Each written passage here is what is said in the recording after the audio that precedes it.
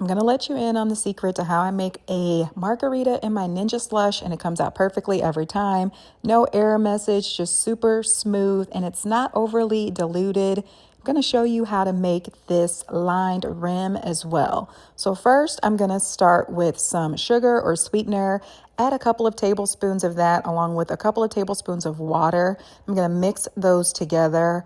Then I'm going to grab my cup and I'm going to line the edge of that glass with this mixture. This is what's going to get the sweetener to then stick here. So I'm going to do the same thing. I use monk fruit because I don't like to add tons of extra sugar, but any sugar or even salt along the rim is going to work here. So then I set this aside so that it can dry as I'm making the slush. So for the ingredients, this took me a little bit to figure out. You have to add water to your margarita slush ingredients in order for this machine to process. Because alcohol does not freeze, it has to be at the perfect ratio. So you can find detailed measurements of everything I used on my website, but I had to make sure I added 4 cups of water in addition to my standard margarita ingredients. I turned it on the spiked slush and let it process. I got a few error messages, but once I nailed that perfect formula,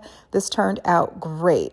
And so I like my margaritas with a little extra kick. So what I do is add a shot of tequila to my glass prior to dispensing the margarita. So you can see that I had a little bit of shot in there. Then I get my margarita going, and that gives me the extra kick, the extra punch that I need so that this doesn't taste overly diluted, and it comes out perfectly every time.